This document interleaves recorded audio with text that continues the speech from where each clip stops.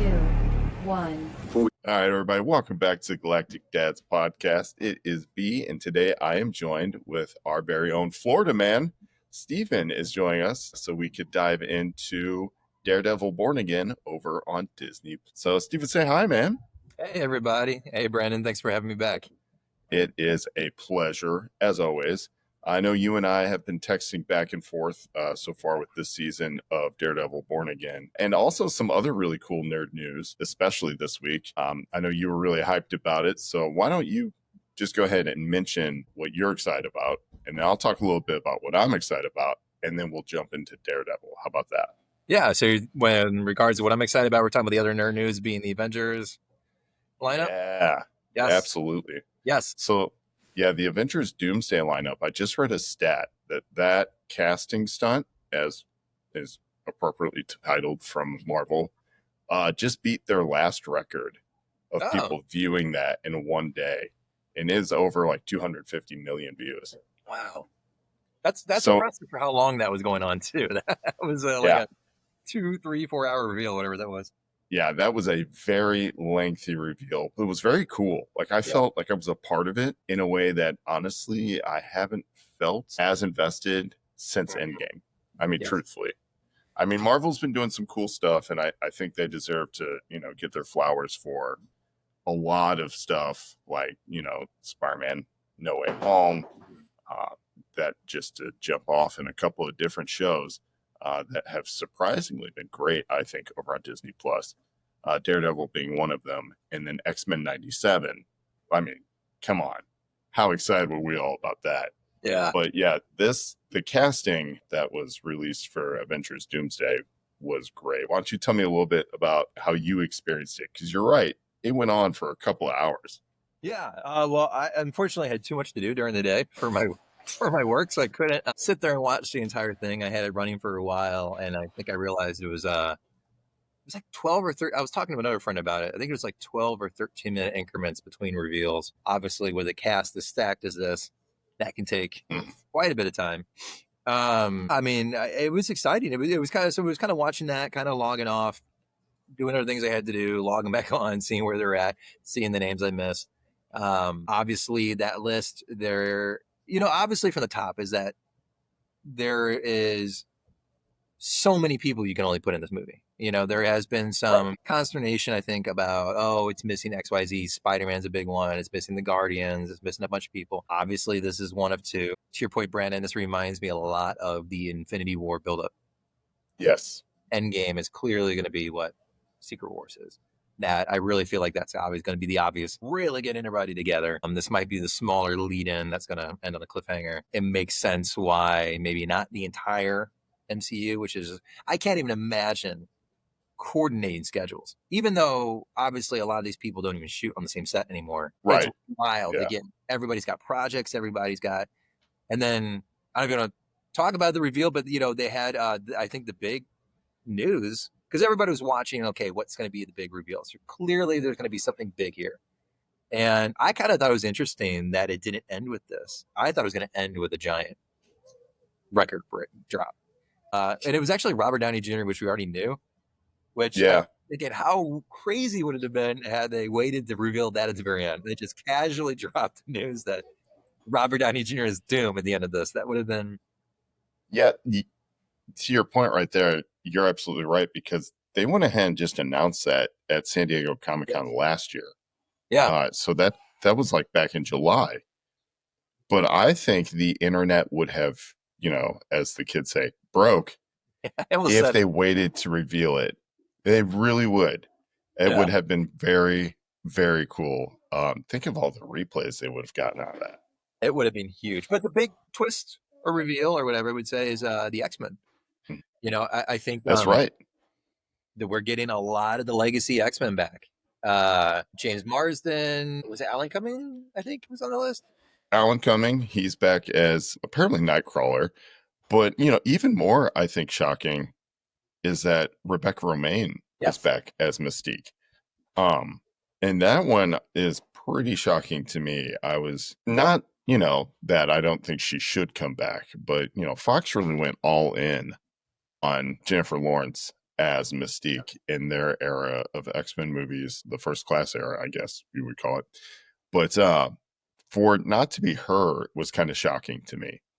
But I'm okay with it. I'm like, whatever.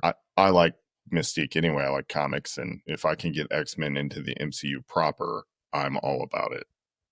And maybe she'll just transform into her other Fox Marvel character from The Punisher, Thomas Jane's That's Punisher. right. That's right. Yeah, I don't think that Punisher gets to show up because, as we know, John Bernthal very Yes. much exists as the Punisher in the MCU, and he's one of my favorite characters. And we'll talk about later when we get into Daredevil about why I love him so much. But Yes. yeah, it's been really fun to see some of these characters who I didn't even think about returning. Like, let's Yeah. name one right off the bat. Like, can we talk about Namor Yeah. from Black Yeah. Panther 2 or Wakanda Forever? Actually on this list. And I was very blown away by that. Yeah, there has been, to your point, there is a list of a lot of these characters are just like there's like you said, there's a lot of characters I don't think we see before. It's interesting. It's an interesting idea that we are getting some characters that are, like you said, we're missing out on some of the big ones, but it's pretty exciting that we're getting some of the smaller ones their time to shine too. And like you said, Yeah, Cap. like, Yeah. yeah, Shang-Chi is back. So we Yes. get to see him again. That's Which awesome. that's long overdue. Yeah. Very long overdue. But, this cast, I'll just run through a couple of them real quick. There's 25 of them all together. We've got, of course, Chris Hemsworth, Thor. We've got Vanessa Kirby, who we haven't seen for real yet in the Marvel Cinematic Universe, but we know Fantastic Four comes out this summer, so we'll see her. Anthony Mackie is back as Captain America, which, Yes. by the way, really enjoyed that film. I thought Brave New World was a really good movie, and it did a good job of tying other movies in that we've seen in like Phase 4 that Mhm. we thought were not consequential. They folded them really in, especially from, Eternals. Now we know adamantium is a substance in the MCU. Yes.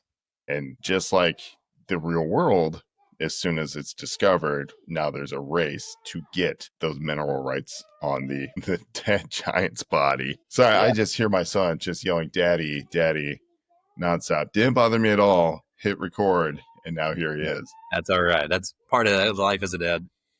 It is a Galactic Dad issue.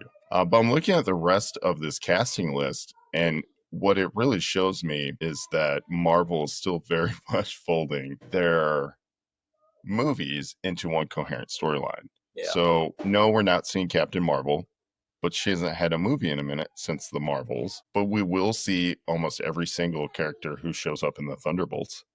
Yeah. They're all on this list, Including which Bob, I'm who is, excited for that movie too. yeah, I think that's interesting. Bob? Bob's in that, which we all know is it's Yeah. probably somebody else. Yeah, so he's played by Lewis Pullman. So when Yes. everybody watching it saw Lewis Pullman's chair, they're like, "Who is that guy?" Yeah. It's Bob from Thunderbolts, and Bob's full name is Bob Reynolds. In the comic books, his alter ego is the Sentry, an incredibly powerful character who was pretty, pivotal in stopping World Breaker Hulk during the World War Hulk event.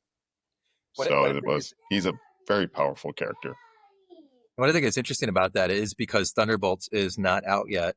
That obviously Mhm. it's a little bit of a spoiler. Some of these characters are going to clearly live. Right. I have theories actually on a few characters. I have one theory on a character I really don't think is going to make it out of that movie alive. But it's interesting that some of these characters, including Bob, who is being set up as a potential antagonist, is clearly going to be in some way, shape, or form around for the next film. Right. It's an interesting way to kind of build excitement. I mean, obviously they have to announce this movie while Thunderbolts is still in the wings. Right. We knew the Fantastic Four was clearly going to be alive. I think Thunderbolts is a little bit more questionable since it is kind of a Suicide Squad-ish Mhm. entry into the MCU, where I feel like most of those characters are potentially on the chopping block. So Yeah. it's interesting that they kind of played their hand a little bit on that. It's a really good point that you say that because there are characters in Thunderbolts who you think should not make it, right? Yeah. Like them being, they're not Thor, right? So a couple of these characters, when their names were revealed just this week to be in Avengers Doomsday, like David Harbour was Yes. one that I was kind of shocked by, because in my idea, like, Red Guardian maybe makes the ultimate play, right, to save the Thunderbolts. Yeah, Yeah, clearly just not. Yeah, it's an interesting reveal, and I think the cast list is pretty stacked. The X-Men cast list in particular is pretty exciting. I think that we've seen some of these characters before. We've seen Kelsey Grammer. We've seen a few of these. I think the big X-Men character that really surprised me in a good way was James Marsden. I was literally just talking about him the other day. This guy's had a career resurgence like few yeah, other people have. I mean, he did Westworld. He did Dead to Me. I don't know if you're watching Paradise right now. It is on fantastic. Hulu. Yes, it is Great show. unbelievably fantastic. The Sonic movies, are All huge. three of them. Yeah, Yep. so it's like he is really having a moment where in the '90s and 2000s, I think he did some of these kind of teen dramas, a few things like that, and then obviously the Fox X-Men movies. Right. Well, don't forget, he kind of removed himself from X-Men 3: The Last Stand For so Super, that he could be in Superman Returns, yeah, which was quite interesting. Interesting choice for sure. I will say that both of those movies, X-Men 3: The Last Stand and Superman Returns, not great, but whatever. By today's standards, we can look back and say that. and But at the time, I loved them. So in his defense, if you are working, you did X-Men 1 and 2 with Bryan Singer, and this is when Bryan Singer was his career was a mhm. little different than it is now. Yes, And you're coming up hot with those, and he says, "I'm going to go do probably the most iconic superhero movie ever." I think most people would go, "I'm going to go with that guy. I'm going to yeah, I follow would. there." At that time, I would have followed that guy as well. Yeah, I think Yeah, that's a very justifiable, understandable, maybe the wrong move yeah, in some ways, but like you a said, I move. think It was a move. it was a lateral move. Yeah, yeah. But yeah, so that cast announcement for Avengers Doomsday, still great. It really gives me kind of a good reason to rewatch a couple of MCU films. Yeah. The first one being Wakanda Forever, because several of those characters are back, including Winston Duke, who's M'Baku, and I just Fantastic kind of love that guy. Yeah.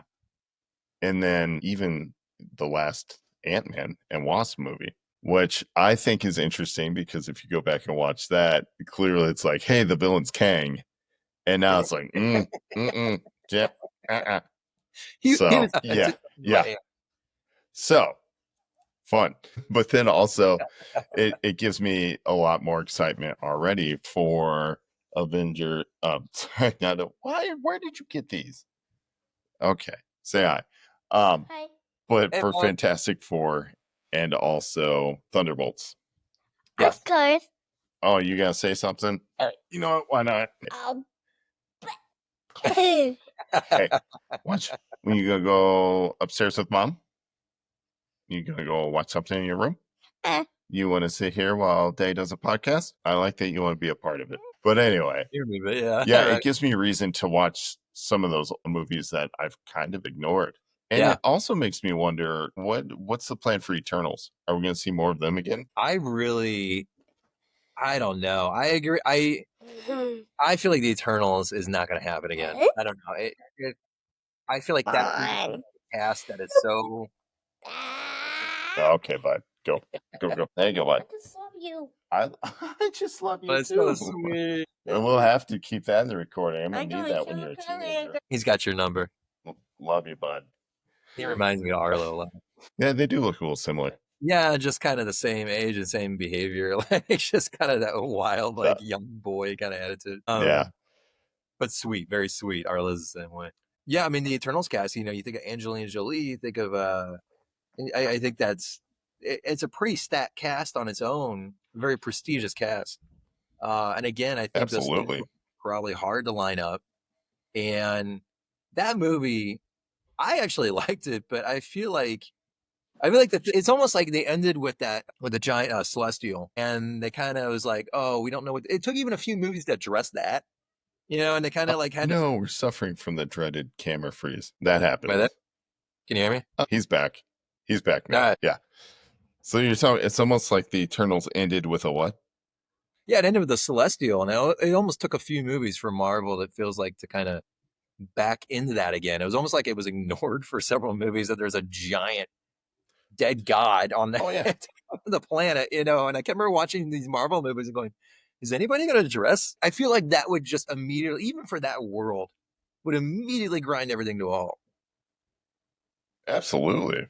It was, and then of course the Eternals also struggled to, I feel like they struggled to acknowledge where they were during the Avengers Endgame, where they were during the Thanos snap. I mean, they tried to kind of justify it. They kind of tried to, I feel like it was an experimental movie it was really unique. It was really interesting. It, I think it almost suffered by not being a standalone film and trying to place it into the MCU because it just almost exists. I would agree with that. So I don't know if they're going to do it again. I don't know if they're going to go back to that because I feel like it's almost hard. How do you take that cast of characters and fit them into an Avengers movie? I don't know. Well, essentially, it's the Justice League hanging out, right? Yeah. And what do you do with them? Yeah. But Marvel does this thing where they're not shy about introducing the high-powered characters. Like look how quick we got Captain Marvel. Yeah. And what she can do. But then to your point, then Marvel has a problem going, what are we going to do with her? So now she's off-world for a lot of stuff. And it's the same thing, especially with Icarus and the Eternals. Like, you've got to give them a reason to not just destroy things. Emil has talked about how he doesn't want to go through that. I mean, he's been kind of vocal in recent interviews about how he was kind of disappointed by all of it. And he put a lot, I mean, his transformation was insane. His physical transformation. He was, it's not easy and it's not fun. No. Getting in shape does not feel good. You might feel better after the fact, but in the middle of it, man, that's a lot. It's a process, and then you do it, and then, the finished product is not that celebrated, or you don't feel like it's maybe was worth the juice was worth the squeeze. And I could see why that would be off-putting. So I don't know how like Angelina Jolie or the others feel about it, but I don't know. I mean, then again, it's Marvel, and they'll find a way to, the fact that we're getting all these Fox characters back in after all these years. Yeah.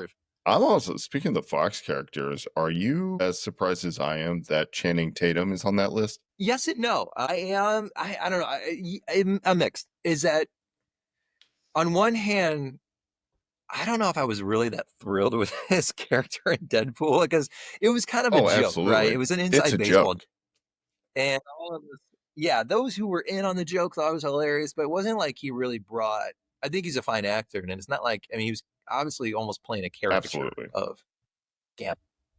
So I don't know how well that's going to play in a larger ensemble, especially against straight characters, and not in a comedy movie. That said, he's been pretty vocal and chummy with Reynolds, and I know they both have this kind of shared history of trying to get these characters on the screen. Obviously Tatum has been, circling Gambit for so long. And I think he kind of found a kindred spirit in what Reynolds did with Deadpool in a similar way.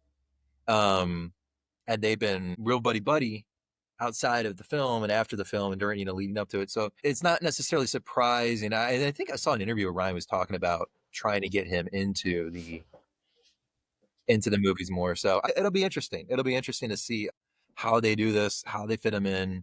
I don't know. Like I said, I'm surprised and I'm not surprised. It feels like this was going to happen. I also feel like this is going to clearly be these two films.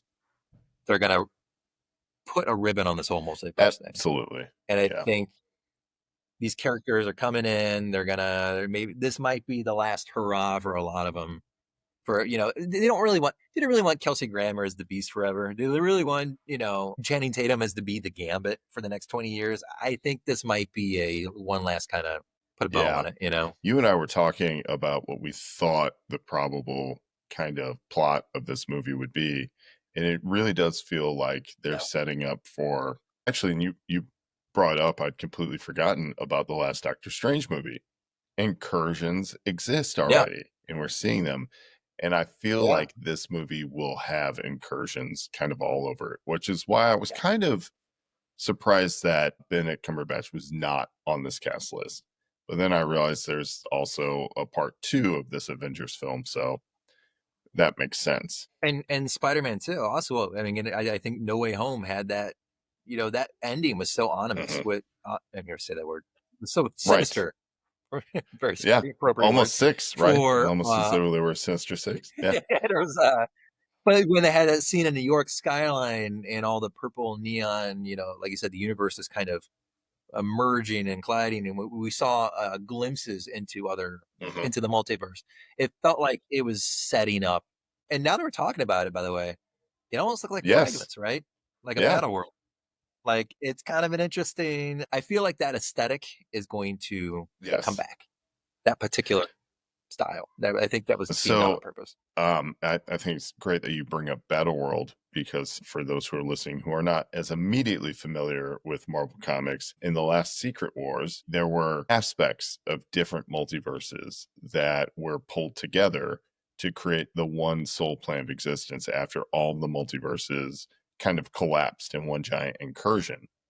And Doom was the one who had all the power of the Beyonders and pulled Battle World together and ruled it as almost a godlike being, right? So the fact that he apparently is the villain of this storyline, and also the things that you have just mentioned in movies where the multiverse was a big aspect of them, I think you're correct in our kind of gamble, if you will, our hedged bet that we're going to see a Battle World kind of spawn out of this film. Yeah, and I think I don't know.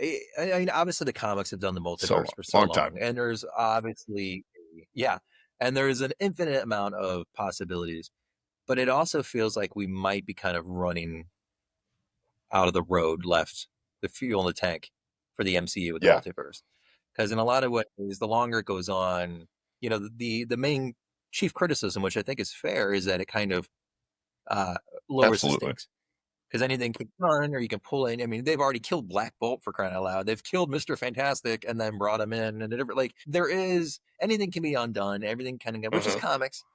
But I do think the MCU and superhero movies also have to play by a certain set of different rules because they exist in film, and we've kind of to this point. Like, here's a great example. I think it's exciting to see the X-Men characters back, but we've also already seen the other Spider-Man. We've already seen Blade and Elektra.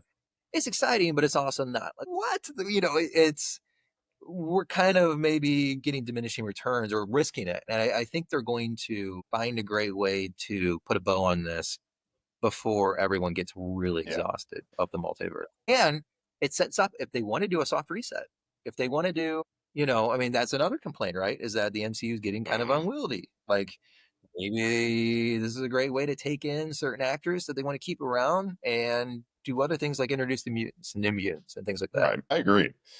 I also kind of like the way that they just kind of very lazily were like, hey, we're going to put mutants in the MCU, and we're just going to say we borrowed one from the multiverse. Which, by the way, Uh, that completely undoes some of the work of Miss Marvel, Kamala Khan, yes. in the TV show on Disney Plus.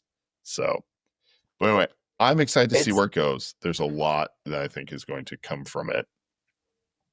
And at this point, all we can do is just speculate. yep. So I think it behooves us to actually talk about something we don't have to speculate about. And I think Yes. before we get into Daredevil boarding in, I just want to talk about the thing I'm super excited about this week, which, by the way, excited about all of it. Yes. No, it's Sorry. fine. Don't worry about it. They just started the sequel to the Batman Hush storyline written by Jeff Loeb, which Yeah. was a huge deal back in the mid 2000s, early 2000s, actually. I think it was 2002. It's when Jim Lee came to DC Comics. He did it by, I believe it was Batman number 612. And he was the regular penciling artist, which was huge, by the way. Normally you'd get a cover from Jim Lee, who was like just, I mean, in the comic book world, he is the man when it comes to art. And normally you would get him like to do a cover of your book, and then you would have a regular penciler. But he ended up selling Wildstorm Studios, which was his branch of Image, to DC, and then came to work for DC. And now he is, I think, the publisher at DC Comics. Like he is in charge. Yeah. So he's a Yes. big deal there. And that was about 20 years ago that he came to DC and started work on Batman. And just this week on Wednesday, the first issue in Batman number 150, I think is. Yep. So I've got the foil variant cover by Sean Gordon Murphy because I'm a nerd, but nice. pick that up. And I also got a different variant because I'm a nerd. But Jeff Loeb is back on writing duties. It is a proper sequel to the first storyline. And Hush, or Bruce Wayne's friend Tommy Elliott, has returned as the main villain. And fans were a big fan of him in the initial storyline because he manipulated all of Batman's rogues gallery in a way that had never been done before. It was very entertaining. So we're kind of stoked to see if Jeff Loeb can do it again as he does this sequel to it. So picked up the first issue. Very good. I recommend to all of my comic book reading friends. It's a ride. It's a really good start because they start with Joker. Last time in the storyline, we had to wait halfway, like 6 issues in, before we got to see Joker. And this time it's right out of the gate. So it's very exciting. And I'm kind of impressed with how the story's going so far. So definitely go read that if you're into comics. And even if you aren't, just go read it. It's an awesome Batman story. The good stories are good stories. Very right? good. All right. So all of that aside, which we love it. Obviously, I'm kind of hyped up for geek stuff. And I've had my first Mountain Dew that I've had in like, I don't know, months. But I just needed the energy so we could talk about Daredevil Born Again. It's just incredible. I mean, I was excited for this show when it was announced. Ever since we saw Kingpin at the end of Hawkeye, and then obviously when we saw Matt Murdock in Spider-Man No Way Home, I was just excited. I was like, dude, he's coming to the MCU and they're essentially the same. And I personally have been very impressed with how much it just is a continuation of the Netflix show series. Like, it's very much just that show.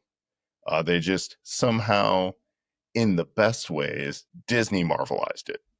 You know, like it's a little more superhero-y, but it's also really like almost darker in some aspects. Oh, why don't you go ahead, you have great ideas and insights, and I'll just chime off of you. Like, let's talk about it. So we're 6 episodes in right now, and Yes. man, they're just stacking. They're really good. Yeah, I agree with everything you just said. It's funny as an aside. I haven't watched the Netflix series in years now. Well, since it ended, honestly. I mean, it's one of those things where I catch clips on YouTube. I'm like, oh yeah, I remember the hallway fight scenes, and I'll stop. Of course. I've always kind of meant to go back, and honestly, leading up into Born Again, I was like, I should really go back and see it, but dad life, it's so hard to kind of find time for these things sometimes. But to your point, because I don't remember if they had a recap at the start of this. So. I don't think so either. And I wonder if that was a deal or an issue, conflict with Netflix. But to your point, when they started and within the first 10 minutes they show Vanessa, my brain had already started merging the show with Spider-Verse. And I was like, did she die? That's right. I was completely like, because they modeled her character in Spider-Verse also after the actress it felt like. On the Netflix series. Yes. So yeah, it threw me off because I was kind of, it took me a minute but to your point, like it is kind of like coming back home and seeing old friends and seeing these familiar faces. I agree. Disney has a different stamp on it. And I was thinking about it the other day. I think it is the cinematography. It has to be. It feels slicker. It's a little bit more, to your point, a little more superhero. It's a little bit more, I think especially on Netflix, especially when starting off, Daredevil was very concerned with being prestige TV. And it took a while to get, and they didn't get the red suit until season 2. Like it took a while to get comfortable superheroes. Yeah, absolutely. Yeah. And here from the jump, they're like, okay, here's Bullseye, here's the cinematography and everything has just been a little different. I think that's what kind of took me an episode or 2 to kind of really feel like this is home again. Yes. But yeah, these characters are, to your point, you mentioned earlier, it's been a long time coming. We've been getting these hints. Here's Matt. Here's his return. Here's here's Kingpin again. These characters are the definitive between the Punisher and Daredevil and Kingpin. These are the definitive now versions of these characters. It's hard to imagine anybody but Charlie Cox. Oh, you can't do it. Daredevil. No, I see him in anything else, and I'm like, that's Matt Murdock. It's almost like it reminds me of Hugh Jackman with Wolverine. He's so closely tied to Absolutely. that character at this point. Absolutely. And, just speaking of Charlie Cox, I mean, let's think about it. Daredevil first premiered on Netflix 8 or 9 years ago. Yes. Yeah. And how many times have we seen Matt Murdock portrayed by Charlie Cox? So we had 3 regular seasons of Daredevil on Netflix. Then we had The Defenders, which was the Netflix show. Yep. And we also had, he shows up in No Way Home, and there's something else, something super obvious I'm missing right now. My brain's not telling me. Yeah. But there's like a whole nother season of something that he's in as Matt, and you just, now if anybody else was like, I'm Matt Murdock, you'd be like, no, you're not. No, you're not. He just, Yeah, I know. he just completely embodies the character. The way he sells, and I've really, really been watching it this season because it just is fascinating to me. The way he sells being blind, right? Because Matt Murdock is a blind character in the comic books. And in like on the face value, he really can't see. I know he has his kind of like hyper sensed radar, right? So he sees, but just in a different way.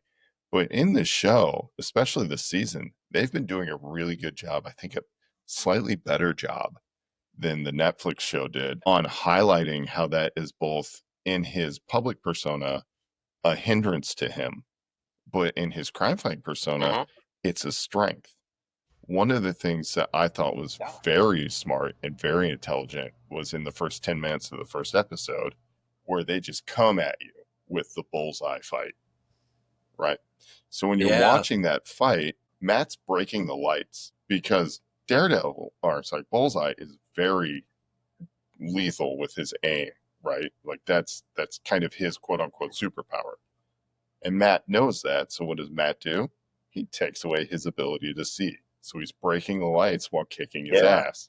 And I was just watching that whole scene where they fight up the stairs. I was like, that is so smart. That is such a small, subtle thing for the combat choreographer to do. Like, when they build that out, but you're like, just thinking about that. That is how Matt would fight in real life. And it's just, it was great. And then, of course, that scene progresses. And I thought it was interesting why they would fight to the roof, right? You're like, in what world do you think going up is better when you could get out? If I'm a villain and I've just shot somebody that I guess I was hired to do, I'm not looking to stick around, right? Like that's not my thing. I'm getting out of there. So I thought it was funny that they're fighting up the stairs instead of out the back door. But of course, that leads to the pivotal moment for this season where Matt crosses a line. Yeah, I love that. Just to go back a second, I love that idea that Matt is his disability as a strength. I absolutely love that. I think there's a really interesting message in there in general for anybody watching as well, on a larger scale. But I think that, that plays into a little bit of the theme of this episode or the season, which is that he's more comfortable maybe as Daredevil than as Matt. That's his true self in a lot of ways. That's his best version of himself and his worst and his duality. But the idea that he cannot be separated from that character for too long, that he cannot take the mask off and try as he might is, like you said, the increasing frustration and agitation of being hindered in his day-to-day life with his lack of sight, and then being able to really reach his true self when he dons the mask. I think that's an interesting observation. That's a really good point you bring up, because it is the way he acts during his everyday life. He is hindered. He has to pretend to be quote unquote disabled because that's what everybody expects of a blind man. Whereas he doesn't need his cane. He doesn't need that to see, but the rest of the world expects that of him. So that's what he does. That's a really good thing to bring up, because you're right, when we talk about mask, and this season has been heavy about mask. I mean, Fisk just has like this really good kind of introspection moment where he's talking about a mask and things like that. And they're talking to the psychiatrist who now, Matt's dating, which I think is great. And she wants to talk to him about masks and vigilantes, and she doesn't know his secret identity. It's great to see the show kind of address that, because when we talk about masks and stuff, which I think is great that you brought that up, the show itself is interested in that kind of theme. They talk about vigilantes. It's one of Fisk's kind of promises in his new mayor to weed out vigilantes. We talk about White Tiger. You know, we see the Punisher, and we see in real time. You're welcome, buddy. How New York regular people are reacting to vigilantes. I love that. It's a big component of this show. So I think that's very interesting that, you know, Matt has a mask, but it's not Daredevil. It is Matt, right? It's like the argument, Batman is Batman, Bruce Wayne is the costume. You know, it's like the same. It's very much that aspect. And I think it's really fascinating. You know, this show is called Daredevil Born Again. I think the argument could be made that we could call it Kingpin Born Again, because we're seeing just as much of Wilson Fisk as he's trying to kind of do the same thing, not be who he's been, but play a different game, a bigger game. And then him getting frustrated with the limitations on being a good guy, or the, you know, kind of the checks and balances to the power of being mayor of New York. And just seeing how he reacts to that is fascinating to me, because at the end of the day, they are themselves, both Wilson Fisk and Matt Murdock. They keep things that remind them of their past lives. Matt keeps his suits, right? Wilson Fisk has that painting that he stared at, that he loved, that reminded him of the wall when he was a child.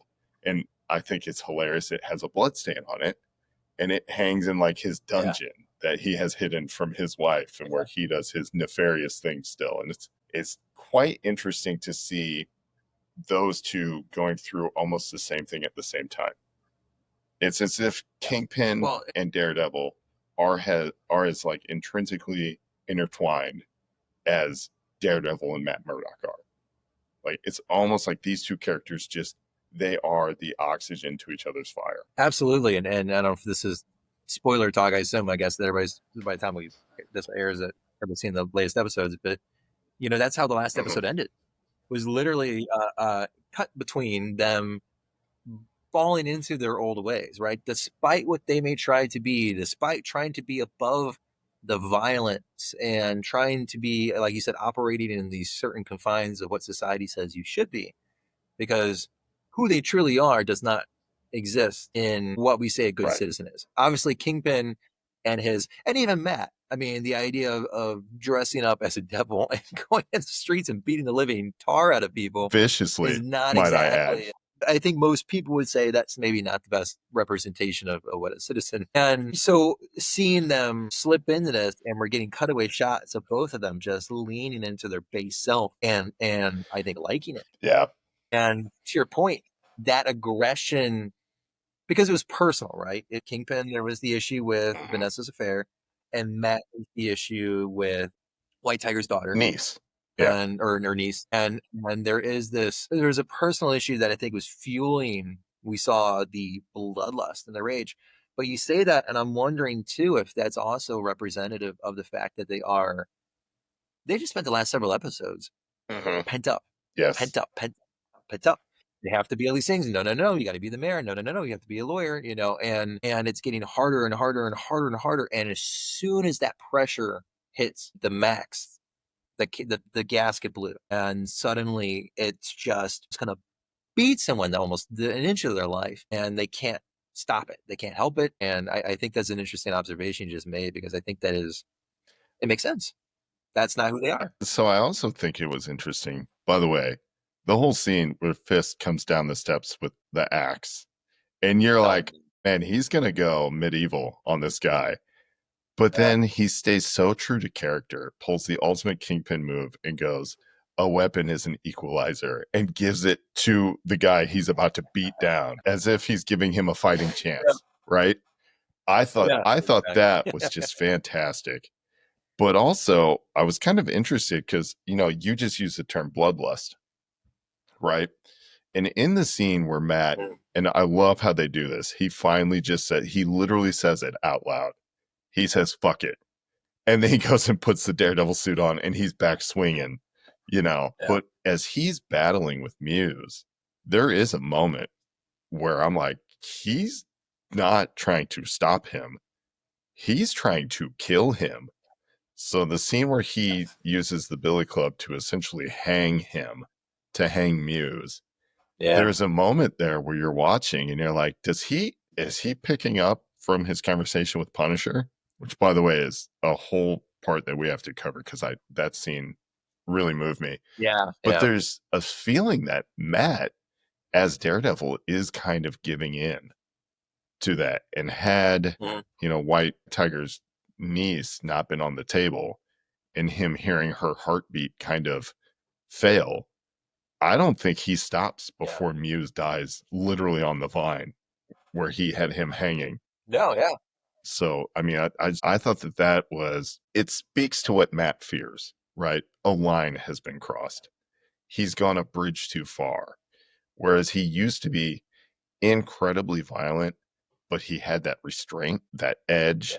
Now it feels like he's still incredibly violent, but there is no border. And I think what a smart move for the show to make that particular setup a little innocent girl and a serial killer. Because I think as anyone with a heart would be watching this, kill him, Matt. Like, I think it's one of the things where, you could be the most passive, pacifist. Pacifist. And you're watching this, and even if you don't agree with maybe actions being taken, you can understand. I think they chose maybe the worst possible, or one of the worst possible bad guys, and then they chose a completely innocent victim, a very helpless victim, and I think that really, really, really helps draw that parallel. And then in doing so, you don't feel like you're judging that. You don't feel like, whoa, what the hell's going on? He's out of control. Like it's very, I think almost as a viewer, you almost kind of want to see it, right? Like you kind of. It plays on absolutely. It certainly plays on you, the viewer, right? Which we don't usually think about this, but that's what the whole show's for. The viewer. And so the fact that they put this weight on you to make the decision, should Matt, cross that line. I think it's really funny that you bring that up because I wanted to talk about Punisher, and here's the perfect time to do it, right? In the episode where Punisher is finally tracked down by Matt, right, because they think Punisher killed White Tiger, which he, of course, didn't, thankfully. I wasn't so sure at the end of that episode. I was like, no, it's Frank, and he didn't know. You're not aware. But then you find out what Frank is actually doing. And I think they're setting up for he's get a one-off spin-off special or something. But when John Bernthal, who I still hate to this day, when I see his face, I feel immediate repulsion and disgust. And it's not because of anything he did as an actor. It's because of how well he portrayed his character on The Walking Dead. And that's where where I really got my first introduction to him. Man, so every time I see John Bernthal, I'm like, I don't like you. I just flat out don't like you. And that's just because he was so good at his portrayal on a different show. But as Punisher, I think he works really well. But he's asking Matt, because he knows he's Daredevil, right? He just calls him Red. And he's like, what are you doing, Red? We're not different. And everybody knows that Punisher he's the character who will cross that line. He will kill if you deserve it. And he goes out of his way to kill and thereby punish criminals that he sees, fitting of that kind of punishment. But he's asking Red, what are you doing? Why are you pretending? You hear his voice talking about Foggy, because Foggy dies at the beginning of the season. And that's what makes Matt, say, no more Daredevil. He's gone too far because he attempted to kill Bullseye after the fact, right? But when Punisher tells Matt, you hear his voice, don't you? I know you do. We're the same. I hear my little boy every day. He says, get them, Daddy. Get them all. Make them all pay. I am not kidding. I had a tear roll down my cheek. Being a dad is different, right? You get that. But just the thought of your little boy going, get him, Daddy. And you're just I don't care. It could be, I'm not saying anything violent, but I will go extreme here. It could be the Pope. And I'd be like, what'd you do? My boy says, you need to catch these Zans. You're going to catch them. I'm sorry. So like it really gives you this really good, and it's only maybe a 5-minute or less scene where you get to see Frank and Matt interact. And it's in that moment where you, again, the show puts it on you as the viewer, is dishing out capital punishment on your own decision okay? And in that moment, you're like, absolutely, everyone involved should go. And now, again, Frank makes the argument to Matt, and now we see Matt in real time put the suit back on, his first foray under the mask, and he is out there to end a threat, right? And you're like, well, maybe he should, but that's not. Daredevil is a very devout Catholic. He prays in this show. Yes. He means it. So, in taking a life is a mortal sin. Yes. And yeah, I'm glad you brought that up because I was thinking about how that is interesting. That, and again, the Netflix show has always done a pretty good job of that. Mm-hmm. Especially season 3. He essentially just hides out in the bottom of a church with his nun mom. Yeah. Yes. Yeah, exactly. Yeah, I forgot about that. Yeah. They've done a good job of really playing that, but it is interesting. It still is interesting. And I think it's worth pointing out again, especially this season, that he is this duality. He is a lawyer who obviously believes in the upholding of the law. That is your entire career, is that there's a system in place that, we believe you're innocent until proven guilty. And that if you're all these structures and setup and everything like this, it's how our society operates. And then he's a Catholic, a very devout Catholic. So he has a very strong sense of a higher power and his faith, and obviously killing is wrong. And, and then he has the fact that he is constantly being pushed down that line. And obviously his circle is very small, and especially with Foggy gone, and Punisher is, Foggy was maybe the angel on his shoulder and Punisher was the devil. And now the angel has been removed off the chessboard. And well, in the way the show works, Foggy was both the angel and, I don't know, in a way, like his anchor to what's right, to morality, if you will. Because to Foggy, it was a line too far to be a vigilante, right? It spit in the face of what being a lawyer is all about. You fight the system by fighting within the system, right? Karen Page, on the other hand, has no problem doing whatever it takes to do the right thing. So, I mean, she was a central character in the Punisher show. She was a big character in all 3 seasons of Daredevil on Netflix. I think it's fascinating how little of her we've seen in this actual show. Whether that's good or bad, I don't know. But, with his circle of friends gone, I think it's smart that they show you that tight circle, right? He's happy, they're happy, and then within those 10 minutes, it all goes away. And we see a very different Matt, which, practice of faith. But there is one thing, since we're talking about that I was wondering. I was wondering if you thought this the same. Who hired Bullseye to shoot Foggy? I know, that's a very good point. They brought that up and then drafted it. Like, I mean, Bullseye in the comics hates Daredevil. It is personal. But this Bullseye doesn't have that personal level of hate yet. Not really. I mean, it kind of got there after the end of season 3, but I think so. He was hired, and I still think it was probably Kingpin. Yeah. I mean, well, first off, he's probably got a little bit more of a vendetta after being chucked off the building. That'll piss you off. He's alive. He's out there. And I think you're right about Kingpin. And it would be interesting because we just talked about this. I remember it was before we started this call that the Born Again storyline was more or less adapted for season 3. Yeah. This it's Born Again. The name is, I think there is a symbolic gesture, kind of like the Spider-Man No Way Home, Far From Home. Correct. Homecoming. A little bit more of trying to a symbolic title. Like the characters born again into the MCU. Right. Yes. Yes. But Kingpin, knowing Matt's identity, was a big part of that comic arc, and slowly disassembling everything in Matt's life. That comic arc is brutal. By the way, it was written by Frank Miller. Yes. Anybody knows Frank Miller knows that he loves to just absolutely destroy people, his characters. Yeah, in that one, I mean, Karen Page was a heroin addict. She sold Matt Murdock's identity for a fix of heroin. Yes. And then it gets worse. Then Kingpin finds out that Matt Murdock actually is Daredevil, which we know he knows already in the show. But in the comic, in that Born Again storyline, he ruins him. He gets him disbarred. He just systematically ruins his life. He gets his apartment foreclosed on. Like, Matt becomes homeless because of the Kingpin. Yeah. And it takes him a while just to get back to normal operating procedures. So I'm glad we're not seeing, well, that basically was season 3 of Daredevil. Yeah. But in this one, I like that Kingpin already knows Matt is Daredevil, because I think it puts them on this interesting kind of like level playing field.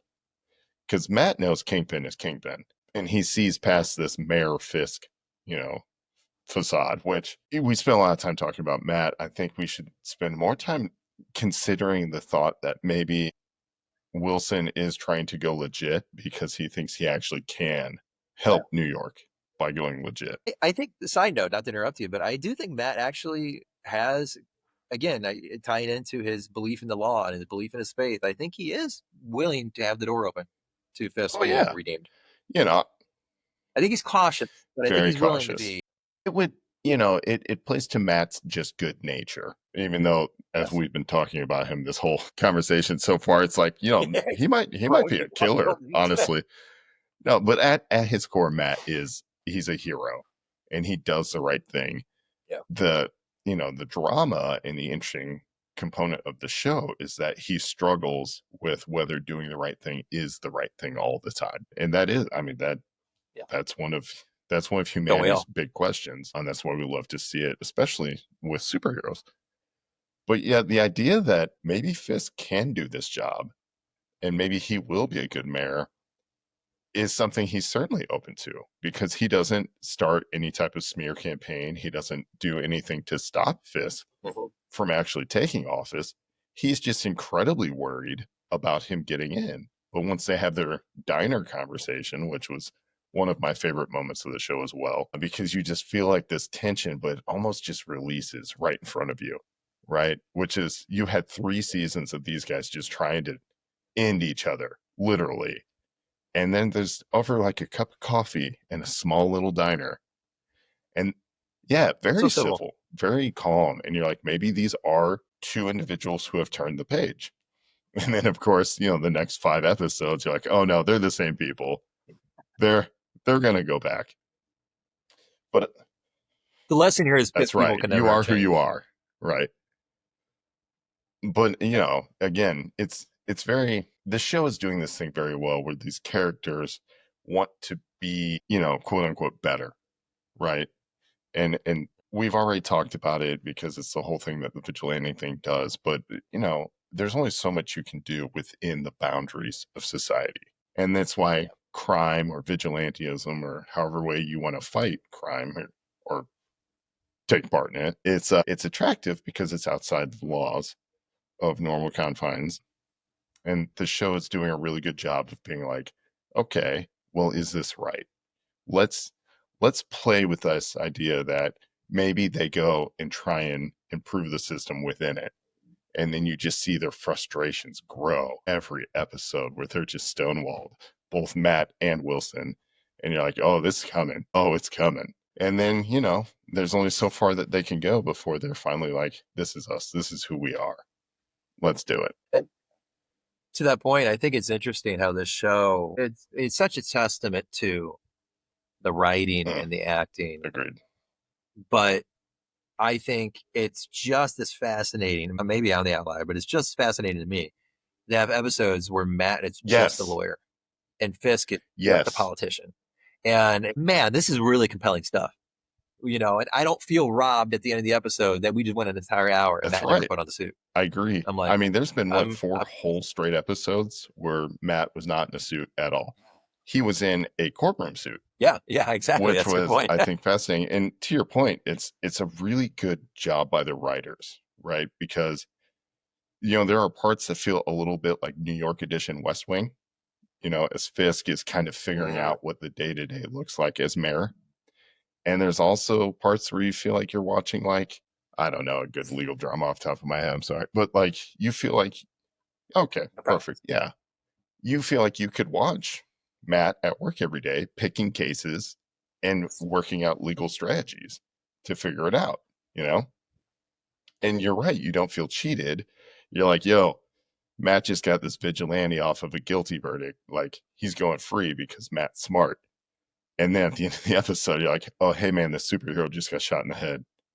And you're like, whoa, Yeah. like, how do we get from one to the other? So it is good. I think you're right. Like, there's just something that they're doing very well in this show that I wish She-Hulk could have kind of caught. You know? Yeah, I was a big fan of She-Hulk, actually, personally, but I get it. I agree that I think this show had me thinking the other night that I would have, to your point, I would have loved just a straight up courtroom drama Yeah. in the MCU. I think having, like, especially, say, convicting Oh, wouldn't that be supervillains, so good? you know, and Like, have- they put Loki on Oh, trial for the invasion of New York, right? but just even like the like street level or you know, vigilantes, or it would be fascinating. I think you can make a really interesting show about it. Like we saw with the White Tiger. Guy intervenes in an Perfect. incident, Yes. somebody dies.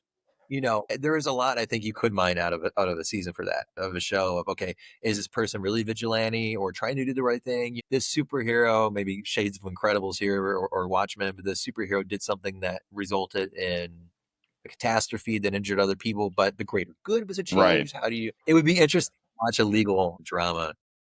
That would be good. And by the way, I bring up She-Hulk only because she's a lawyer. No.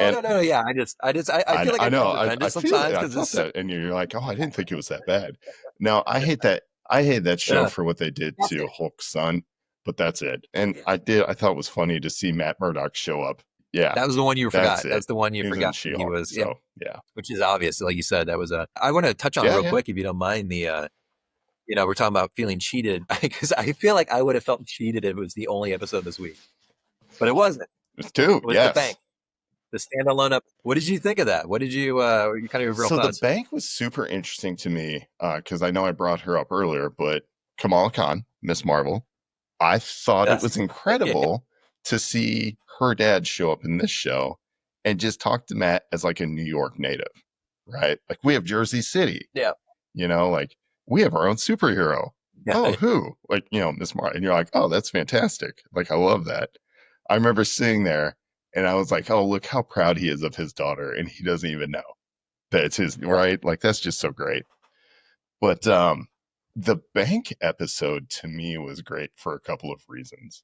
One, again, here's Matt. We talked about a little bit earlier, being confined by his quote unquote disability, his being unable to see, right? And they actually bring it up in the episode when it's time to release a hostage. They pick the blind solicitor. And he goes, I'm not releasing you because you're blind. Like, I'm not a good natured person. I hate solicitors, or, you know, as the English call lawyers. And Matt has to come up with a reason to stay. Like without being like, look, I'm going to single-handedly stop all of you, but I can't let you know that. I have to let you think I'm blind. So, yeah, whatever. And it's almost funny in that episode because he almost makes people feel bad for pitying him in any way, shape, or form because of his sight disability. It's kind of an inverse of what he does in the courtroom. He's like kind of, you know, putting it instead of how you should feel about this person. Oh, he uses it. Yeah. How do you feel about me? Yeah. It's a tool. And I think, you know, that was something a Netflix show did well, showing how Matt uses that in court. But, you know, back to the bank episode, I thought it was fun. Like, it was a fun episode because it really is. Yeah. Like, you know that he's Daredevil and he's going to stop these bank robbers somehow. But the confines of how he has to be able to do it without giving up the fact that, hey, I'm Daredevil, right? The way he walks back into the bank after he hears the hostages being taken. And he plays it straight, like he has no idea there's even a bank heist going on. And they're like, do you feel this? And, you know, my wife was watching it with me. When he's like, I have to go to the bathroom, and the one of the guys puts the shotgun barrel to his forehead and says, do you feel this? And, like, you know, he doesn't even pretend like he's scared. He just goes, uh-huh. Yeah. Yeah, like, and even my wife was like, "That's a man you should just be afraid of." Like, if you could put a barrel of a gun to someone's head who's blind and just go, "Do you know what that Yeah. is?" And they just casually go, "Uh-huh." Like, you're not going to come back from the stairwell visit, bud. Like, you're just not. Yeah. So I thought the episode was good. The one thing that I thought was pretty wild was how well the head robber. First of all, it felt like I was watching a different version of the movie The Town, right? That's Yeah. exactly what I thought. That's I was like exactly what I walking was out in thinking. police uniform. So smart. But anyway, I Yeah. thought that was interesting. But the way that Matt beat the snot out of him, he damn near knocked the green off that guy's mask. With the knee that hyperextends and he puts his full weight into it, and you're just like, holy crap, that felt unnecessary, right? Yeah, well, Uncalled for. you shouldn't be hitting the blind guy. Although, in that guy's defense, if I get run up on by a dude in a mask who starts whipping the piss out of me, like, I'm probably not going to be nice in my response. But yeah, he just cripples that guy, and it's a moment. So I think it's interesting how that episode played out. I liked it. But you're right. I am glad they dropped the whole second episode behind it on the same day. It's hard because I like. Oh, sorry. One of the things that I thought we would see more of in this show, and I'm not like disappointed with what we've gotten so far, but I did feel like we would see more of Muse. Right? He's like set up as the villain of this particular season, and up to this point, he's really just been like kind of a side character that's building. Like, oh yeah, there's also this guy who's killing people and making murals, but we'll talk about that later. So it was good to see him become more of the threat that he, is. Yeah, I agree. I think that again, it's just the testament, I think, to the series where I love day in the life stories. I love kind of side stories or things like that. And the Netflix show was really good about that. I feel like because we're at the halfway point, right? And the Netflix shows, I think, always about halfway through, they would do an episode where maybe they talk about Kingpin as a child, or they did something that pumped the brakes on the momentum a little bit. This obviously, I think maybe you brought it up. I can't remember if it was somebody else who spoke to, but it felt like it was in the reshoots that were talked about. This felt like something that was maybe filmed after the season was done and they went back in and filmed it, because it was just almost completely standalone. It was completely standalone from everything. Are you talking about which episode? Okay. Sorry, the bank episode. I would agree. Bank episode, but it, I like standalone episodes.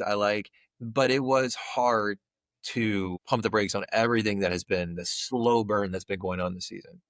Where, maybe the Netflix shows, when they did that with Kingpin, for instance, it was a character study. It helped you when you ended that episode, you had a better understanding of who that character was than you did going in. This particular episode, again, a lot of fun. I'm not hating on it, but nothing changed.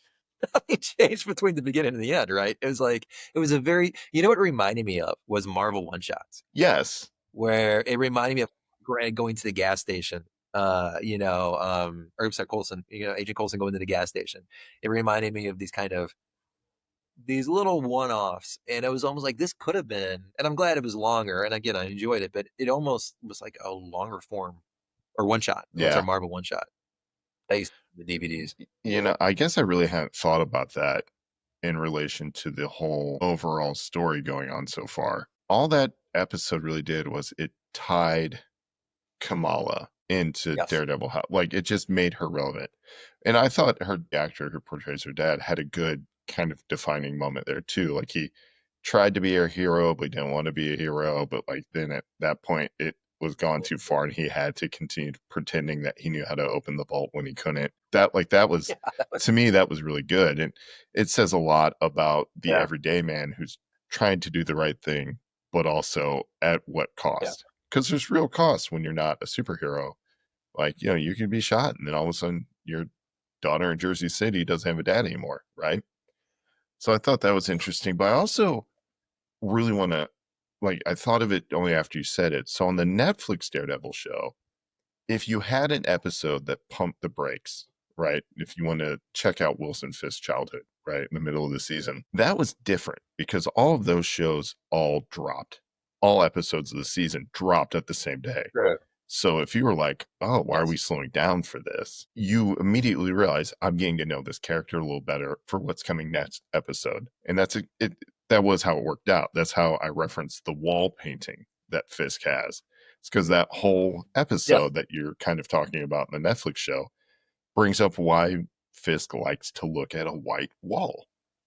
It means something to him. Yeah.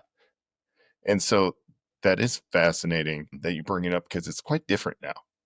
Now we're waiting every week again for when these episodes come out, and it feels very different. I'm adjusting, but I think Disney was very smart to give us episode 5 and 6 on the same day. Yeah. They knew that people would be mad if Because that you're was right. how There it is ended. generally overall for the story of the season, nothing changes. You're absolutely right. Because once you get back into 6, things really change real fast. So, I mean, Muse becomes a real threat. Fisk is beginning to not like having to operate as a political figure instead of a man who just gets stuff done. And, Daredevil puts his suit back on. Yeah, it was almost abruptly. It almost felt like season 6 was like, okay, well, that's out of the way. Let's get back to where we left off. And I like season 5 a lot. I think a bank heist is such a quintessential superhero. It's a thing.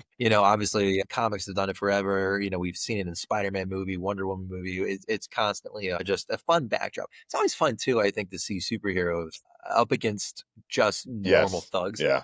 It's fun to see this kind of inverted power No dynamic. Dr. Octopus, just a couple of criminals with a ski mask and a gun. Yeah. Yeah. They don't know. It's like the Rorschach, I'm not locked in here with you. Absolutely. You're locked in here with One me. of my favorite quotes from Watchmen, by the way. Yes. They have no idea that he is who he is. And as an audience member, it's fun to watch these completely clueless Scots run around with shotguns Irish walk around. Yes. And they have no idea who this person they're cutting down really is.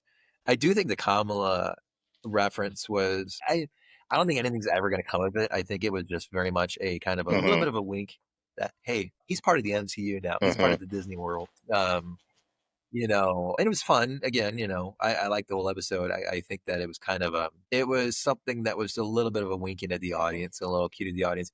Again, it did make me think that it was like, this almost it would have been interesting if they held on to this and just dropped into the summer out of nowhere in between, because we already know they're filming season 2. Oh, thank God, right too. now. I know, because it's so good.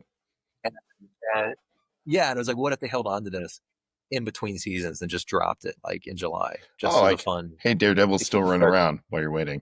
Yeah, it would have been an interesting way to kind of just keep the character warm. Well, I don't think they have any problem keeping Daredevil warm. I mean, look how long he's lasted. We're looking at 9 years now. Yeah, that's true. But anyway, well, I mean, unless there's any other fantastic points you would like to make, I feel like we've really kind of hit it. You know what? There is one thing that we have not talked about on this show that I think somehow, even after the reshoots, it plays really kind of weirdly. It's like a mirror to the current political environment. Yes. I know. I wanted to talk about this. Yes. I mean, I don't really, politics are crazy. This is a wild time to be alive if you're a U.S. citizen. But the way that Fisk talks and surrounds himself with, namely, just go ahead and share what you've got. No, I mean, I just think that probably what you're setting up here is just that it's interesting how there is a vibe to this that feels like it is. There's a vibe to this that feels like it's really touching into kind of what's going on culturally. Daddy. Okay, I'm just gonna pause this. Yeah. So another thing about this show that I think is odd is just the way that we get to see kind of a day in the life pieces of Fisk in office, right, as mayor, and kind of the things he's encountering feel somehow familiar to everybody else who watches the news today. But yeah, so you had some thoughts on that, and I would love for you to just. No, it's just like you said, it's interesting. I think obviously, when they were filming this, the world was a little different. I think they have a historical context over the last decade that they obviously pulled from a little bit. It does seem to be inspired in that sense, but there has been an interesting level of current events that are just coinciding, surprising with the show. I think that there's even down to certain things like I said, the political outsider is not exactly. I mean, that's been a little bit of a historical context now, but I think with regards to the overall vibe Mhm. of the show, I think there's energy to the show that feels very weirdly current events in the same way that like The Boys feels. Yeah. Very familiar and kind of like it's tapping into something going on. I think the Fisk being surrounded by people who are kind of unquestionable in their loyalty is something that's kind of new going on this time around, and it is playing out in an interesting way on the show. And yeah, it's interesting. I think that how you view the world is obviously you're going to see the show in different ways, but I think just looking at it objectively, there is a weird coincidence that they could have never Right. timed or they could have never anticipated because it was filmed so long ago. That's just bizarrely playing out at the same time. And it makes the show feel more relevant than Yeah. it's ever been. It's just weird how that works out. I personally enjoy it because you're right. Like you do see that relevance, right? Immediately, because I just Yeah. laughed while I was in the car listening to another podcast. And I just remember specifically in the episode where, Fisk, one of the young guys that are unquestionably loyal to him in his cabinet, he messes up, right? He gives a reporter a scoop and he immediately owns it. He says, I'm so sorry, whereas the career mayor aide who's there, right? She's like, I was here before him, I'll be here after him. Like I know the job, I do the job. When she's like, say nothing, and Fisk is just dressing down his staff, right, about the leak, and he just pops up and he's like, it was me, I'm so sorry, I will spend the rest of my life making this up to you. Like that whole huge show of loyalty in the TV show is hysterical to me when you find out immediately there was a high level government cabinet conversation on a messaging app that got I got leaked to a leaked to a reporter. reporter. And Yeah. you're like, dude, you can't, like, in what world was that, like, so perfectly kind of like coincided with the TV show that was filmed like last year, right? And then like current events today, and you're just like, man, that it's just it's comical in a way, right? Yes. Whatever, Yeah. yeah, Disney whatever it means for the rest of the happened. world, in the real world, because, on our end, it is the real world. Like, this stuff is happening. It has consequences. But on Daredevil Born Again, they're getting to be like, hey, look, this, we're just like you. And you're like, no, no, no, please stop. That's enough. Well, it's interesting, kind of circling back to what we started off with, or we talked about earlier, is that the show, especially season one, really excelled at being a grounded, gritty, very, when superheroes are always kind of feeling like a world apart, here's this very believable Mhm. situation with these believable characters, and it made it feel like it was possible. And I think this season being so relevant in a weird way that was clearly not anticipated, that it plays into that again. It's folding back in on itself as a very believable character. It's not the Eternals. It's not these far-fetched or Captain Marvel flying through space. It was already ground level. It was already familiar in that sense. But now that there's an extra layer of Mhm. coincidence, I think it only makes it just feel more believable. I mean, more Yeah. part of that world. And that was back in the 60s when Marvel was really getting its, like, foothold in creating all these characters. Their argument was Marvel is the world outside your window. It's why there are so Yes. many Yes. superheroes who are just in New York, right? They're in the different neighborhoods. Like, this show says Yeah. it, Hell's Kitchen is where Matt is. Peter Parker's out in Queens, but sometimes swings through Manhattan. Like, Mhm. it's interesting because that's what Marvel wanted to be. They wrote characters who existed in the world that those creators and writers saw and lived in every day. Unlike DC, where you've got, Gotham City, that's probably New York, but maybe Detroit. Who knows? Right? Yeah. Metropolis, which Yeah. is what everybody thinks of as the best parts of New York, and without all the bad parts, right? And then, just Yeah. it's just interesting that Marvel wants to be that relatable world even in the middle of having, the Chitauri come take over New York, right? And that is one thing that I Exactly. find fascinating about this particular season of the show is that Fisk does not mention that at all, right? You No, would yeah, think he would, but he's busy getting like photo ops for fixing potholes, right? Like that. He's yeah, literally working at that granular street level, and like there's no better example of that than him standing in front of roadwork and being like, "Let's get this done faster," right? Not being like Thor crews back through this week, and we're kind of pissed about that. So New York is closed to people who aren't from Earth, right?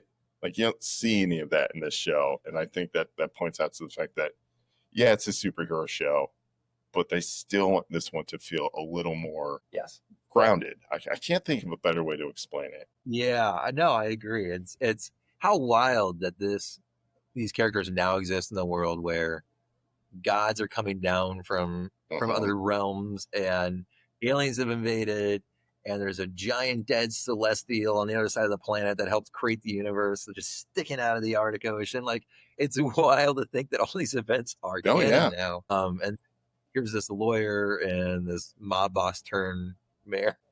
It's interesting. And to that point, I remember Punisher, the show, because everything if the MCU ever needed or the Marvel universe in general at large ever needed a large catastrophe, they always referenced the yes, Chitauri invasion. That was always for years. That was which makes sense, right? And even now, it's the the Thanos snap. snap. It's the most recent Well, one, I mean, you know. even in the But Netflix shows, that's how they brought the shows to the Marvel universe without having those characters there while they were on Netflix. It's the incident. yeah, They referenced the yes, Avengers film without saying flat out, "Yo, Hawkeye and Cap were here."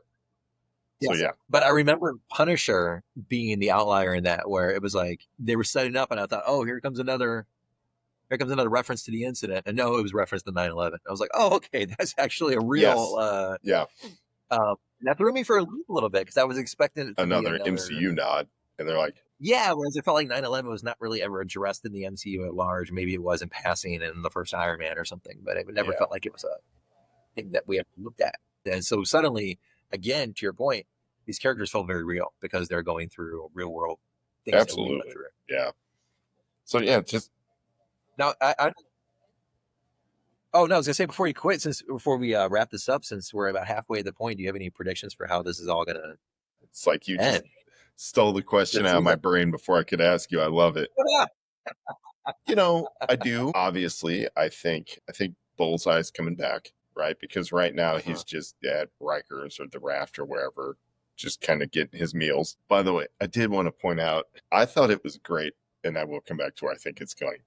When Daredevil pushes Bullseye off the roof and you see him hit the ground, like that's just, by the way, unusual in TV at all. Yeah. Right? You normally there's Yeah. some kind of fancy cutaway or like you don't see no, you just see him hit the ground and there's Just no hammered right, bounce just and you're just like, damn. But that was one of those moments where I went, I have no problem believing that he would survive that is because at the end of season 3, he's undergoing surgery and he has his skull and his spine like replaced with adamantium. So I don't think anybody's going to bring that up or at least haven't yet. But I do recall, I'm like, dude, just hitting Bullseye should hurt Matt, right? But yeah, it's like when Wolverine yeah, gets hit, nobody really talks about it. But you're punching yeah. like a fridge, essentially. Like it's just so when he didn't bounce, I'm like, yeah, he ain't dead.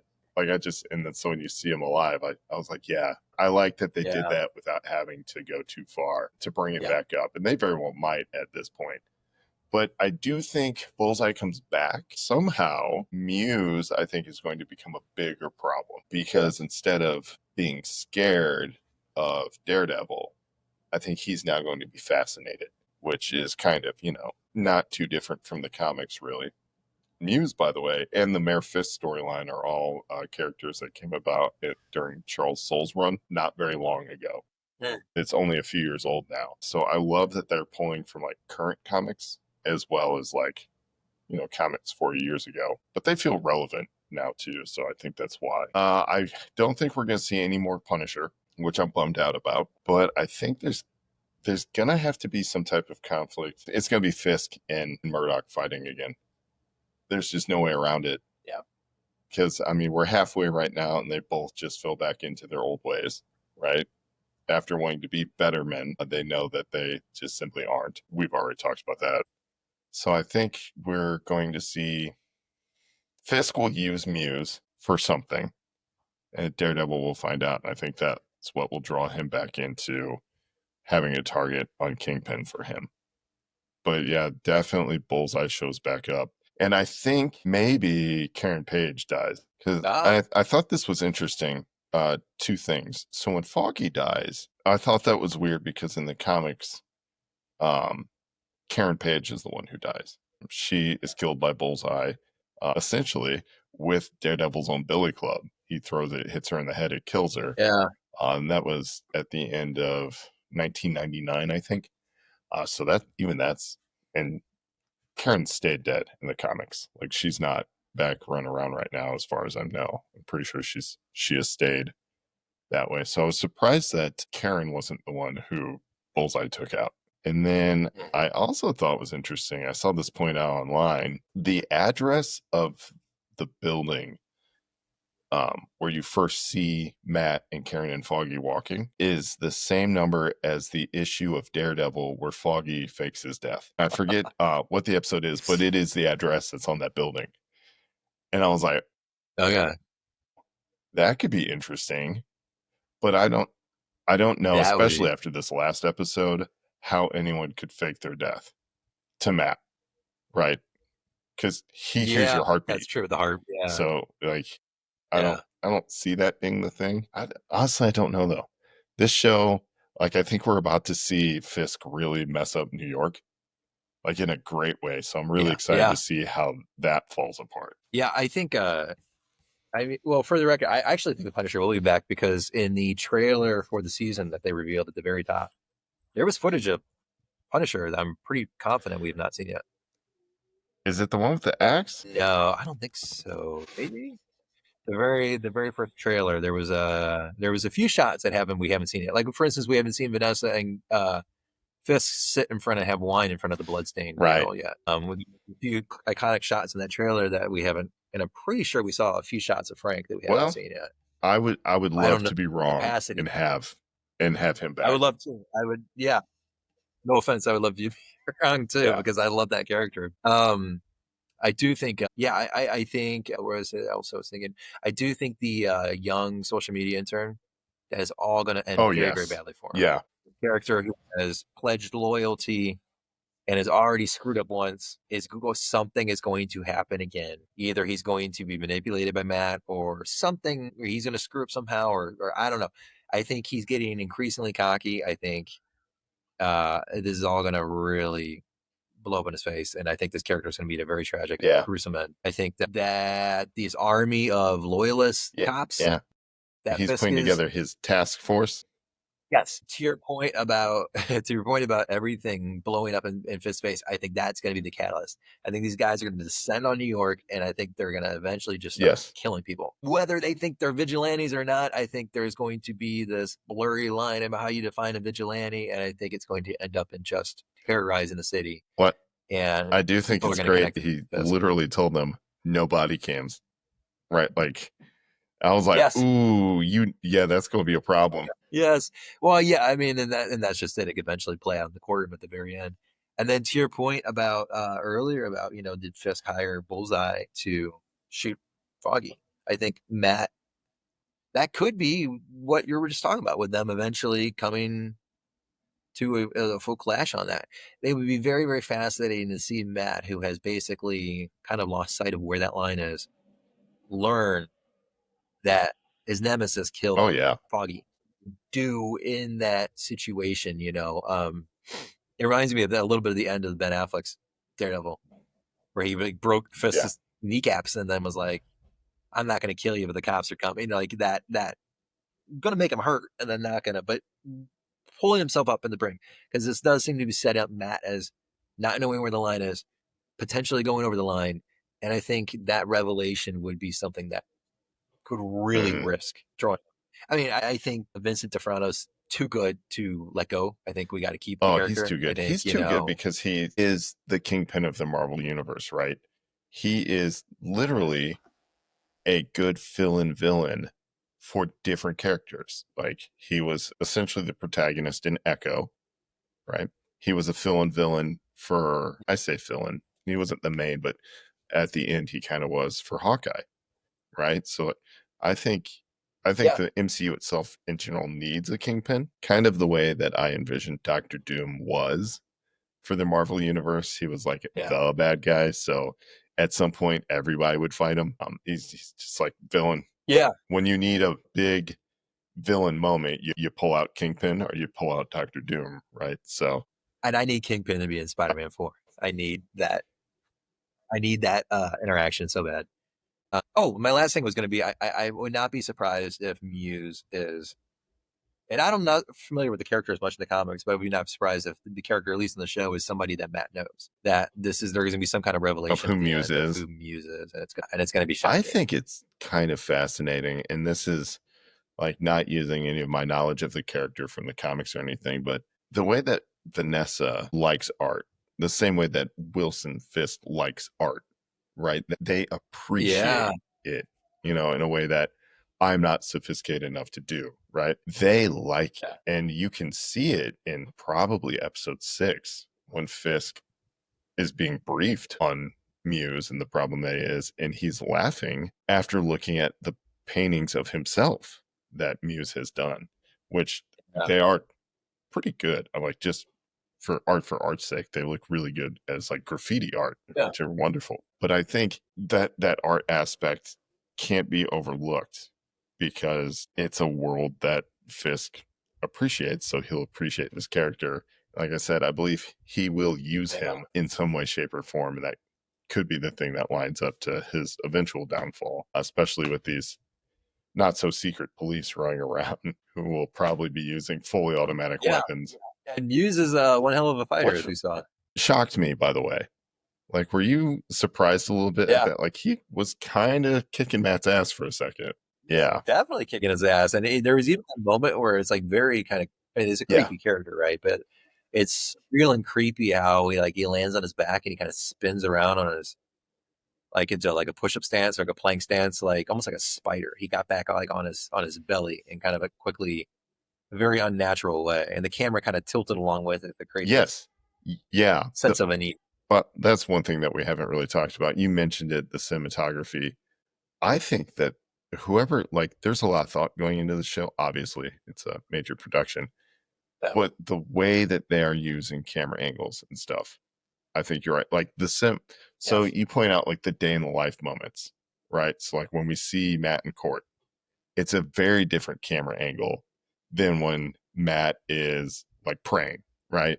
I mean, obviously you're going to have a close-up shot, a tight shot for those character-defining moments, but the way that they're using the camera and making it move, I think is one of the things you said earlier, feels Disney, feels MCU.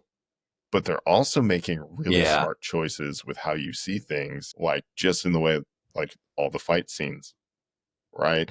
Like, it's especially from that very first fight scene, right? Those first 10 intense minutes, like those existed in a way that you haven't really felt again in the show up until episode 6 when he's fighting with Muse. Yeah, it's just, they do it there's a slickness to this show that wasn't there for the Netflix era. And I love the Netflix era. Like, don't get me wrong at all in that.